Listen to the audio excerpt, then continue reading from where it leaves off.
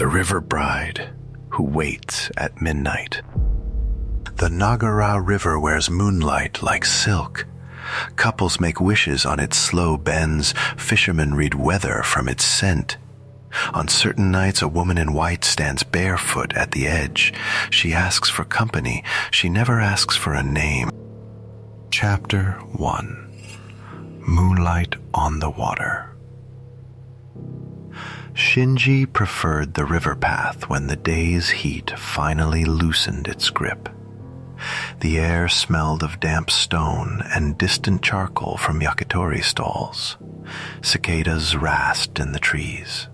The moon scraped a bright path across the slow current.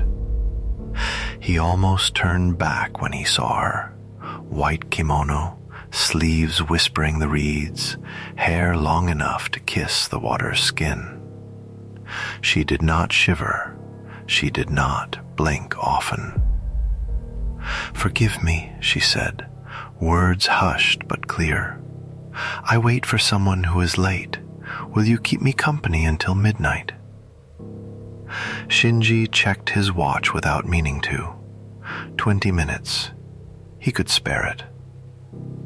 Her smile was practiced humility, the kind given to elders, to statues, to shrines.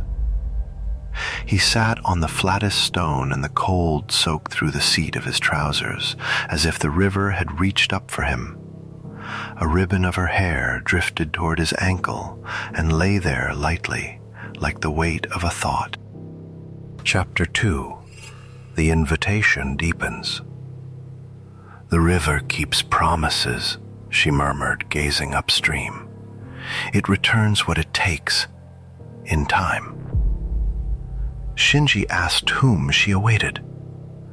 "A groom," she replied, as if borrowing the word from a priest. "We made a vow on a bridge whose posts are gone." Her fingers brushed his knuckles, cool as spring water, and did not warm. A lock of hair slid over the back of his hand and curled softly around his wrist, not binding yet, just measuring. The current lulled his eyelids half closed. Somewhere, a night heron called once, like a hinge. "Midnight is kind," she added. "It lets lovers meet halfway." He could not tell if she meant the hour or the river's middle. Chapter 3. The Reflection Beneath. Shinji glanced at the surface to avoid staring at her. The river mirrored sky and shore, lantern and reed, but where her reflection should have sat, a pale oval drifted face down, hair blooming black around it, unmoved by ripples. He blinked hard. The oval remained. On the bank, the woman smiled wider, a crescent too even, too many teeth catching cold light.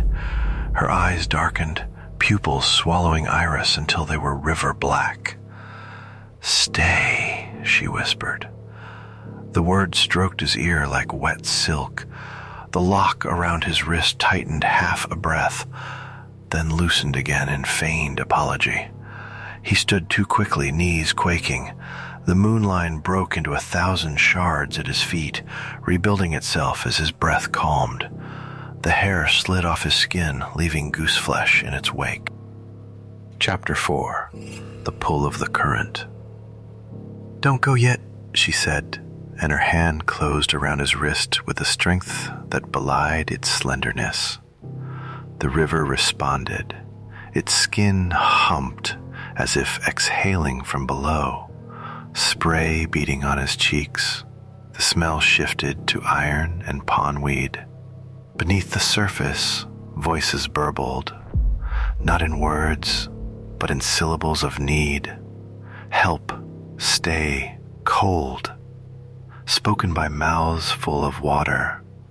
Shinji twisted, breaking her grip, and stumbled backward over stones slick with algae. She didn't chase. Her hair did, snaking after him in gentle arcs, brushing his calves, asking, not yet binding. "Midnight is so near," she called, but the watch face on his wrist slid and spun. Time wouldn't fix. He threw a handful of salt he carried from his mother's superstition for crossings and thresholds, scatter, scatter, onto the ground between them. The strands recoiled like worms in sunlight. She stood very still, river dripping from the hem of her white kimono, without ever darkening the cloth. Chapter 5. Why the River Bride Waits. The river warden found Shinji shaken on the path and walked him to a bench beneath ginkgo leaves. He poured tea from a dented thermos and listened. "She is ubume," he said finally, "or something cousin to it." A woman pulled under with a vow still on her tongue. He pointed to a small side shrine near the bridge ruins where villagers left combs, mirrors, and folded paper boats. "We give what brides carry. We say their names aloud so the river doesn't forget them into hunger." At midnight, the warden lit 2 candles on the bank, one for the bride, one for the groom who never came. Wind made neither flame gutter. "Some nights she only wants witness," he said. "Some nights a pulse under her fingers." Shinji placed his last pinch of salt on the shrine shelf and bowed, saying softly, "I see you." The river breathed out, loosening its hold.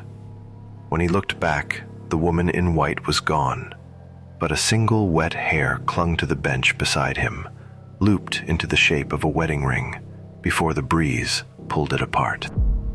"If someone waits by water and never asks your name, leave yours with the living instead. Lovers meet halfway only when both walk. The river does not count that as consent. Water-bound yurei, like ubume or funayure, appear in many regions, often brides or mothers who died before vows or births were fulfilled. Offerings of combs and mirrors echo bridal trousseau. Salt, a Shinto purifier, is commonly carried across thresholds. Tales warn travelers to avoid rivers at midnight and to speak names of the dead so they are remembered, not hungry.